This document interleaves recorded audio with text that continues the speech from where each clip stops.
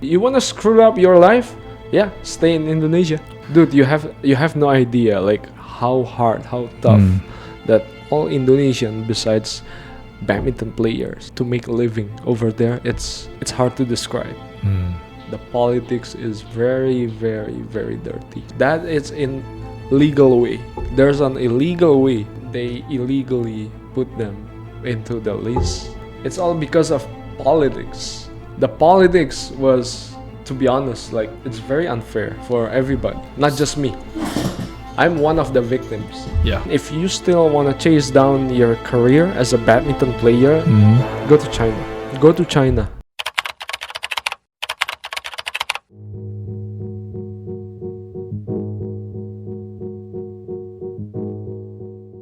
Hi guys, nama gue Rangga Yave Rianto, gue dari Indonesia.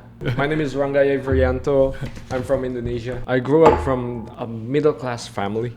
So my dad, he is working with government basically, and at the same time I found out like when I was 15 that he also worked as a cop at the same time. My mom, like she's a police officer. She's like, she got a captain rank. I ended up playing badminton because my dad was a badminton player back in 1970s. He was a state player. He actually playing Indonesia Open back in 1970s something. From my dad's side, it was a huge family. So my dad, like, he has 10 brothers. He was the last one. I see. And then 5 or 6 of them actually they played badminton. I see. Right. So badminton is like the national sports in Indonesia. In Indonesia, yes. And then your family a huge has, thing like within our family actually. I see. Yes. And then your family has large relatives and who all play badminton. Yes. So that, do you think that's the big decision factor for you to start Yes. as a pro badminton player? Yeah. Later on, I found out that my whole family from my dad's side is actually badminton player. One of my relatives, which is his name is Sigit. Yeah, City. Yeah. Sigit Budiarto. Yeah. He won world champions. Very Right. Yes. He's very talented. Player, He's amazing player. Like, Like everybody knows him. Yeah. Yes. Yeah. Love 3, 7-7.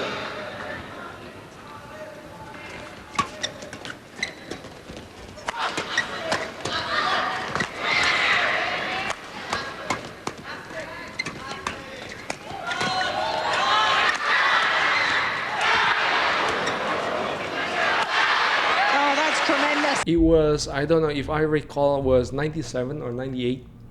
1998. That is the first time that I've watched him playing badminton. It was Indonesia Open. The crowd was huge, man. Like I can see the enthusiasm. I can see that people are actually love this sport so much because the whole world, they've known Indonesia.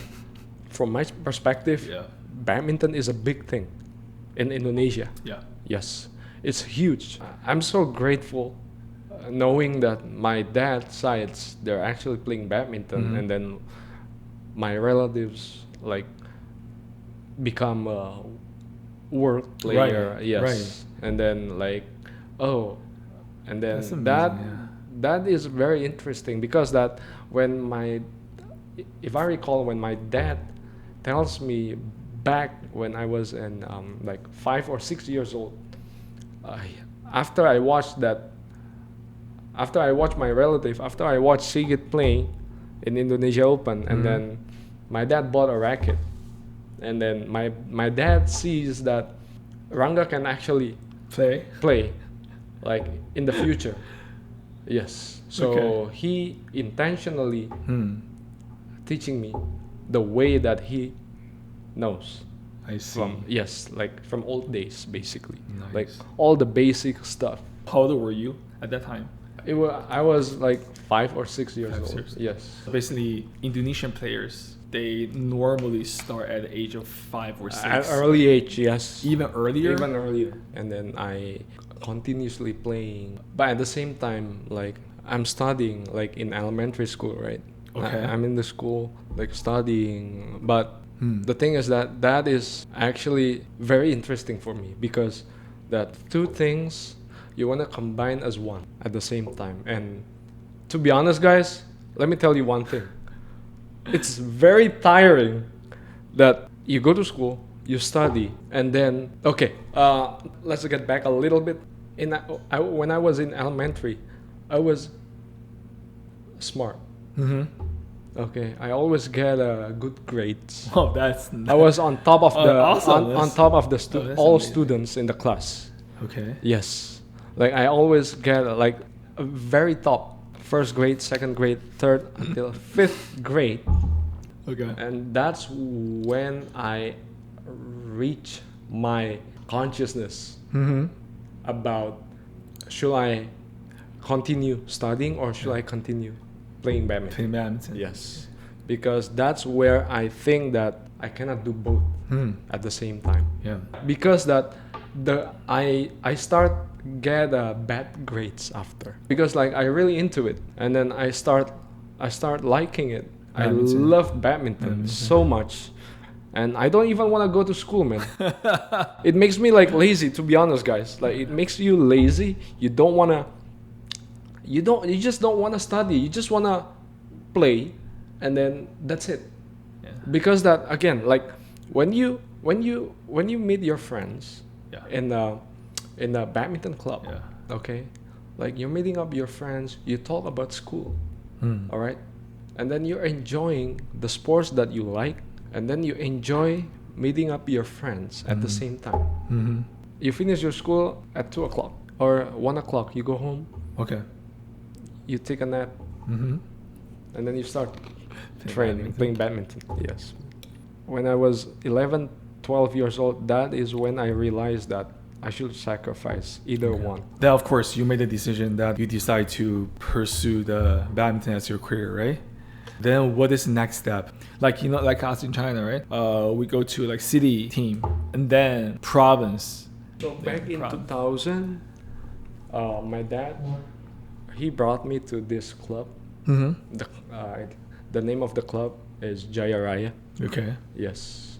And that is when I started to know that, oh, there's a academy. Okay, I see. Like you can actually train and you got a proper training. You got a proper sparring. Yeah. You can play with kids same age as you, and then you can actually basically like you can get a proper practice. Basically everyone in the club was very competitive. Yeah. Yes, you can actually compete yourself among those kids within the club. What year were you born? I was born Wait. in 93, but my birth certificate, Yeah. it was made in 2000. Do you think the age uncertainty or the age change will make you No, when different in badminton? yeah, yes, It is? It is. It is make like a very huge difference. The differences is that look, let's say that I was born in 93. Yeah. Okay, but I actually was born in 90, and then I supposed to play in this U19 category, Yeah. but I still playing U17 category. Yeah. Yes, I don't know how people like they have this kind of mindset, changing like their Age, yeah. sons or their daughter's age. Uh-huh. Yes, I don't know who came up with this idea though. When it comes to playing, and then how come like he has a like so much stamina. Yeah. Tell us about the like Indonesian sports system. If you want to start playing badminton, right? Where should you start first? And then like after a certain time, right? 1 year, 2 year training, and then where do you go next? And then you want to pursue continuously. Right. Yeah, Yes. Okay. So I was in Jaya Raya for 6 years, and then I moved out from Jaya Raya to another club in another Still, province, okay. and then I play state event in that province. So it was U15, I think. Okay. U15, yeah. From beginner, intermediate, advanced player, Yeah. and become an advanced player. Yes.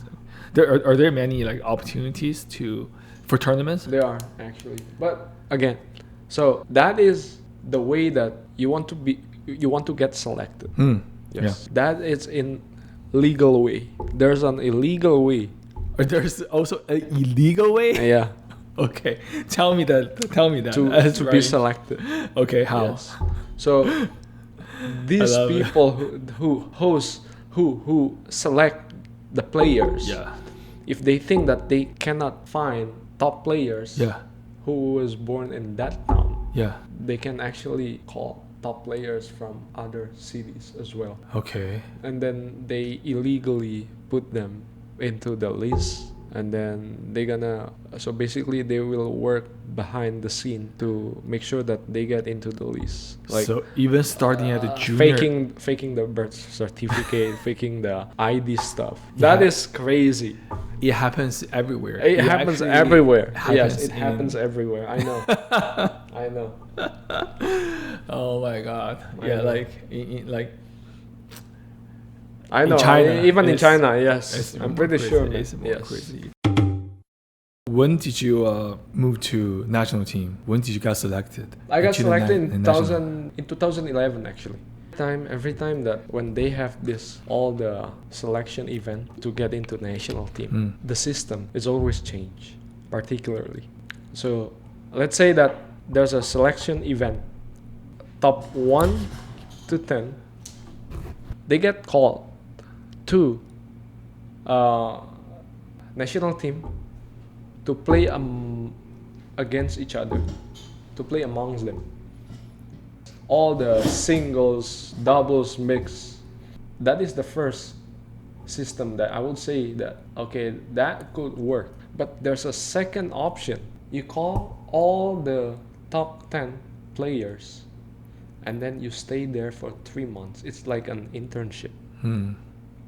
For 3 months. You got training under a national team, and then they gonna select you Yeah. by how you doing Yeah. during training. Okay, and then there's a third one. Yeah, it's like this is like it's very optionable. I don't know what's going on, man. The system is Crap.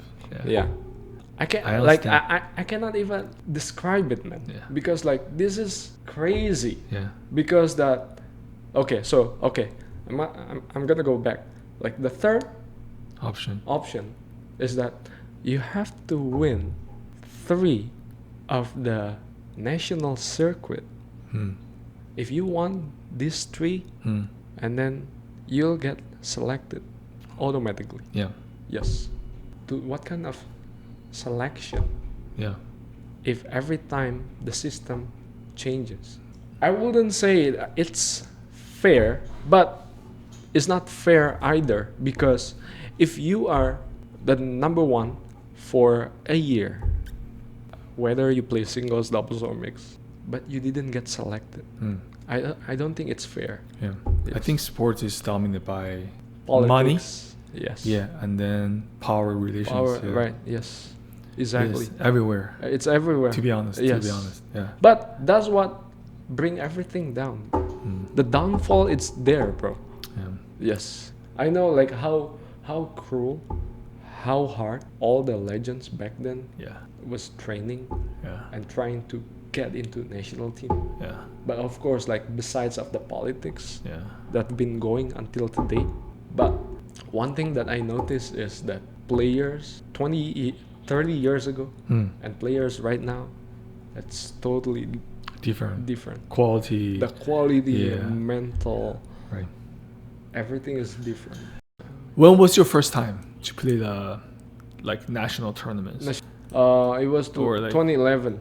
2011. I mean, like, I won 7 national circuits or 8 national circuits in 2010 Okay. in U19 in doubles.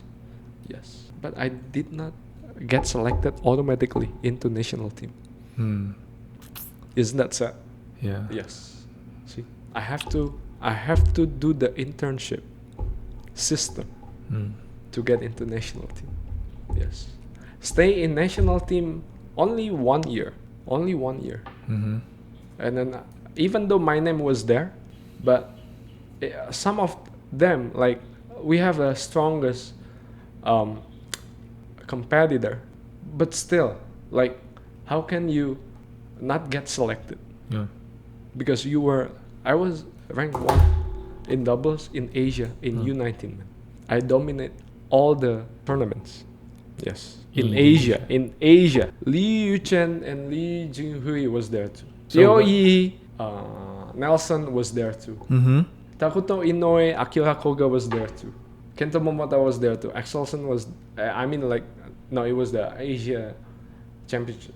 Okay. Yes. So basically, the last generation players, top good players, all were there. Yes, I was there, I I was among them. See, the thing is that I don't. Okay, I'm going to say everything here because, again, it's all because of politics. The politics was, to be honest, like, it's very unfair for everybody, not just me.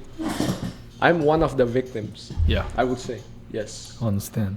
You could have had more opportunities. Yes. I but could because have the fought. system I could have fought my corrupt. way through Yeah. my limit more, and I could be What the among the top. My next question is, when did you retire from national team, and what made you decide to come to America? I did not retire. So they sent us home, right? Every year, the national team, and then in 2011, that's it. Okay. They sent us home, and the next year, even though, like, I heard my name was there for the next year, Yeah. but again, I did not I get see. called again. So there's a Then clash between clubs I see. and between the organization. I'm curious, like, how do you guys make money? Like, how do you guys make a living? Like, you train at the club, right? And play for the club. Do you guys have any salaries? We do. They paid us every month. It's like we got a monthly salary. Okay. Yes. Is it contract? No, it's not a contract. It's not a contract. But like, how do they decide? Hey, you are qualified for a salary. We'll give you a salary. No, it's just that, I mean, like, because we started our career basically from there. Our name was bigger than we were in the club before. So okay, from Jaya Raya I went to this PMS, and then from PMS I went back to Jaya Raya, and then from Jaya Raya I went to Jerome. Jerome, I mean, like, Jaya Raya and PMS, it's like the academy where I actually get trained to go to the next level. Okay. How much is like for a month? Ah, man, it's even less than $100, man. So like $100 a month. Yeah. Is less. Less. Is it enough for a living? I mean, like, we live in dorm. They provide us dorm. They provide us food 3 times a day. They provide us, like, everything, sport equipment, and then you just go there and train. Yes, as an athlete, you just practice. So let's go back to the topic. When national team sent you back, you went back to the club, and then what did you do after that? Just stay there. Just stay train. there. Yes. Continue training. Continue training, playing until 2014.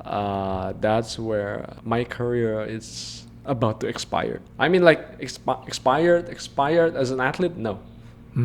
It's just that they did not call us back again because, like, there's a lot of badminton players, even the youngsters too. Yeah. Yes, the juniors, even the juniors, like after 19, right? Because the system, everything has changed, man. Everything has changed. Like, this past 10 years, I still monitor all the system. There is no way that you can make a living if you stay in Indonesia. Oh, that's brutal. Yeah. That's You want to screw up your life? Yeah, stay in Indonesia. Wow. Why? Because first, it's all about money. You want to make a living, you have to have a good relation. Third, the politics is very, very, very dirty. In 2014, I got an offer in Chicago, playing and coaching at the same time. Okay, at that club, he was looking for another coach, and I took that offer. And then I straight up go to embassy, getting a visa. Yeah. Not even 5 minutes. I mean, I think that is my destiny to come here to United States.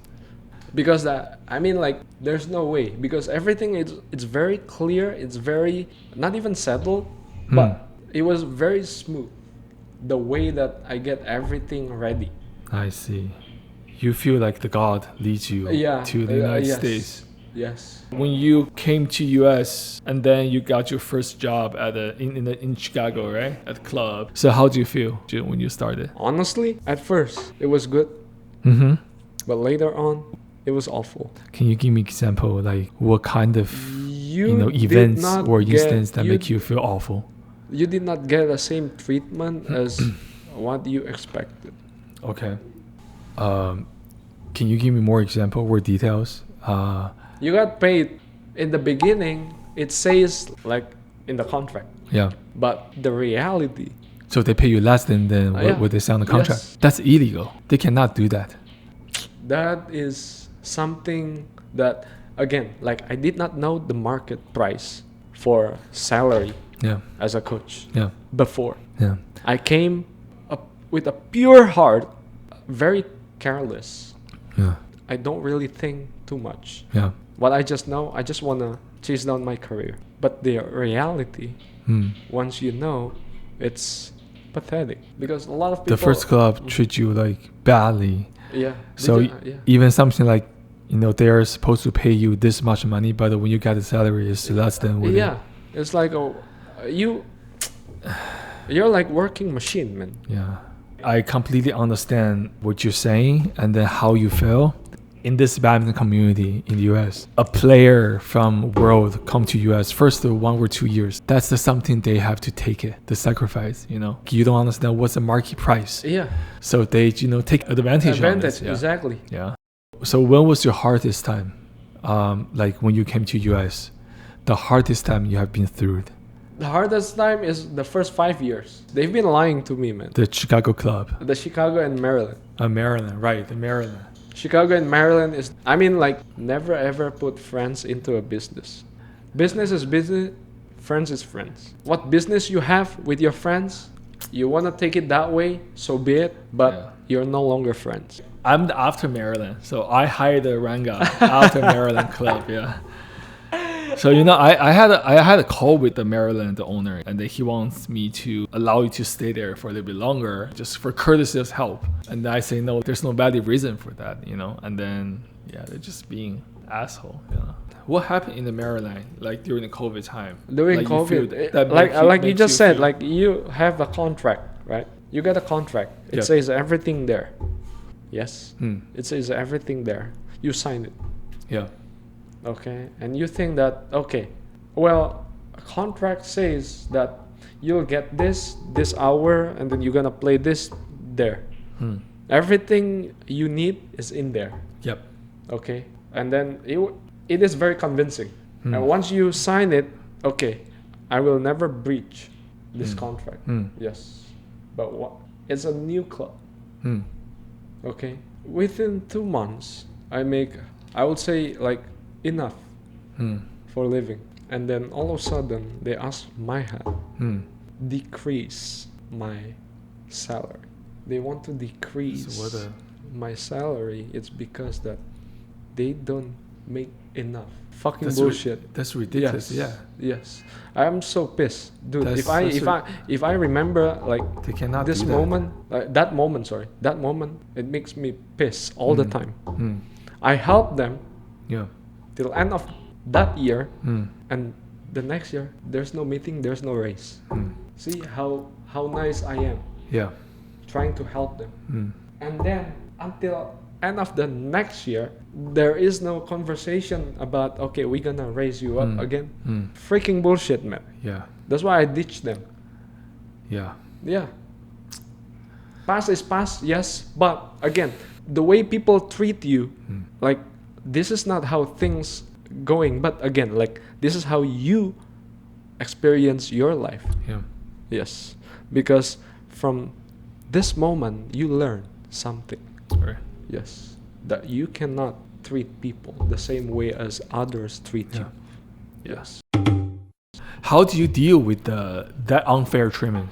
The unfair treatment, I see that is because that you treat them like a friend. And then if they are really your friend, they will treat you back like a friend. Yep. That is fair. Yeah. If they are not, Right. that is the reason why I go to New Jersey. And then also, you want to grow your wings. You cannot get stuck. At some point, you have to rebel. Is it because that, again, people like to take advantage from you? So if I ask you for advice, like say a new guy just comes to US like you, what advice would you give to them to help them to pass through the hardest time? Sometimes the life can give you bitter taste or sweet. Yes. It's a circle of life, basically. Yes. Not everybody get the same treatment. You have to experience any kind of taste in this life. Is there any way that they can avoid the mistake you made? Is there any way that help them to? People experience, people learn from mistakes. Okay. Okay. So you have to go through your own life, Right. your own Yes. Don't you ever think that you never make mistakes. path. Okay. Or don't you ever think that somebody within you never make mistakes. Okay. Yes. So again, karma is there, man. Exactly. That's really that is why- very clear. That's why I Yes. really believe. Like I said, it's a circle of life. This life, it's like a jungle. Yeah. Yes. And I believe karma. Yeah. Yeah. Yes. You keep doing good things. Yeah. The good things will give We- back. Yeah. Give back to you. Yes. Yeah.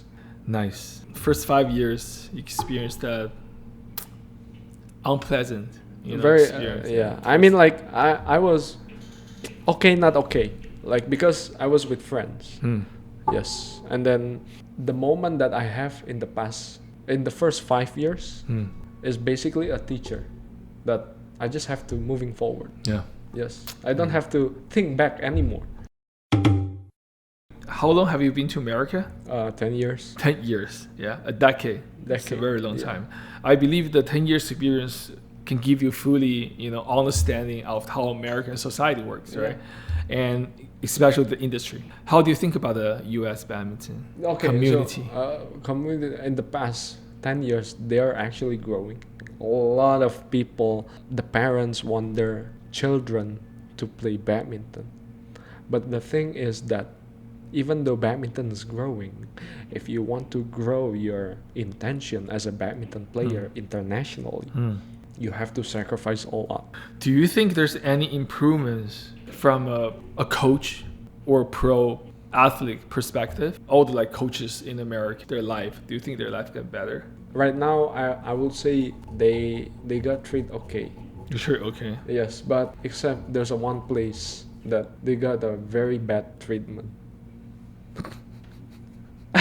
You know who I'm talking about. Oh God. boy.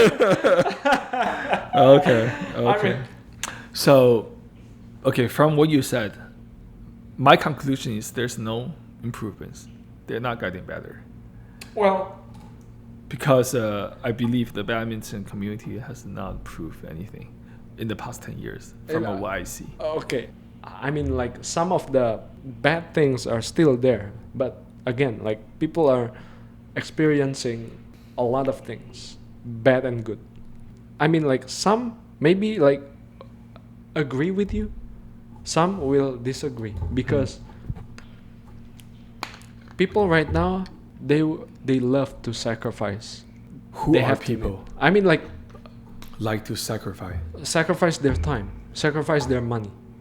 So you mean parents? Yes, They're they willing they to they, put the they, time. they will send their kids to train Okay. in Asia, But not US. not US. I'm talking because about the US. environment in US is, again, it's not getting any better. One. Second, Pretty sad. that's pretty sad. Second, the mental of the players. Sorry to say, education is top priority. Yeah, school's top priority for Yes. sure. Yeah, and I think because the badminton is so small in America, and they still think that's just for fun. Yeah. They don't take it as seriously So, as a yeah. sport, like formal Formal sport. fundamentally. Yes. Yeah. Do you think there's any ways that improve the reality? They have to open up that this sports is actually not boring sports. The enthusiasm only within Asian people. But for Americans, this is not really sports. Sports is like with something huge, with something like big. Like look at football, look at basketball. Yes. What do you think the future of the badminton, U.S. badminton, where the future is going to be? Let's send a message to the governing bodies, like USAB. If we give them advice, what kind of advice can give to them? Every state should have their own badminton system. Every school in every state. The market price is not. There's no equivalent for badminton. It's not even equal. It's not selling out. Yeah. Racket sports, who's selling out is only what? Tennis. And then look at the pickleball. Yeah, that's what I'm saying. So Yes. many players play pickleball. They have huge community. Yes. And the YouTube channels, they have a channel that hosts the tournaments live. Yes. So it's pretty pathetic. If someone new, whether from Indonesia or from China, if they want to come to America, what kind of advice would you give to me? If they want to come to America, just don't do anything stupid, man. I mean, like any criminal stupid thing. Okay. Yes, you have to come here legally. So your Indonesian friend, they just retired from national team, and that they're thinking to come to either US or China. Ask them to come to China, go to China, or come to America for better Whatever career. whatever works for them. Because, like, I mean, if you still want to chase down your career as a badminton player, go to China. Go to China. Why? They still have so many tournaments that they can play, Yeah. they can go to, and then it's still relatable with culture because of badminton. Okay.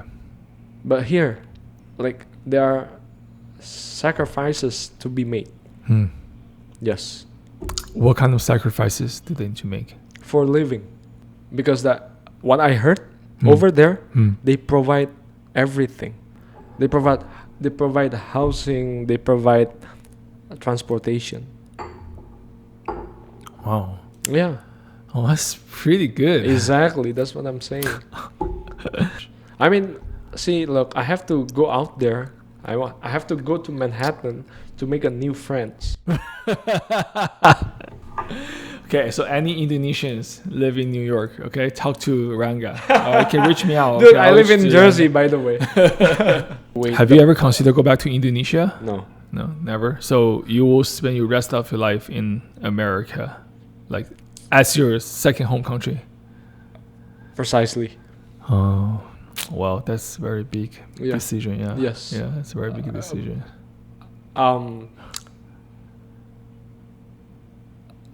I'm sorry to say, but Indonesia, they didn't change, man. They didn't change. Like, it won't change me anything if I go back to Indonesia. Yeah. For real. Yeah. Yes. Dude, you have no idea like how hard, how tough that all Indonesian besides badminton players Yeah. to make a living over there. It's it's hard to describe. Mm. It's very cheap. American it's very badminton. cheap. It's very cheap. Cheaper than America. Way cheaper, bro. Yeah. Well, we make our living like the best. Huh. It's because that the process, The process, yes, the system. and then the experience, and then the what is it called, like the life we chose. Mm-hmm. We chose to be this, and then like choosing sides between taking this, taking that. It's sometimes you have to considering. So that's why that I chose America instead of Indonesia. Yes. Sometimes like sacrifice has to be made. Mm. Yes. To get a better future though. To get a better example. Because that again, like if you think that you're losing but you're actually not, Yeah. then Yeah. I agree. Yeah. Yes. Then you just have to like if because you have to look in positive way, not negative way. Yes. If you look in the positive way that okay, that's good. Okay, keep going. Now the thing is that if we keep going, can they keep up with us? Yes. Yeah. It's true. Yeah. Same thing. Like that's how life works too. Yeah. Yes. That's it. Yeah. We'll have a more opportunity to have this kind of dialogue again. Yeah. Okay.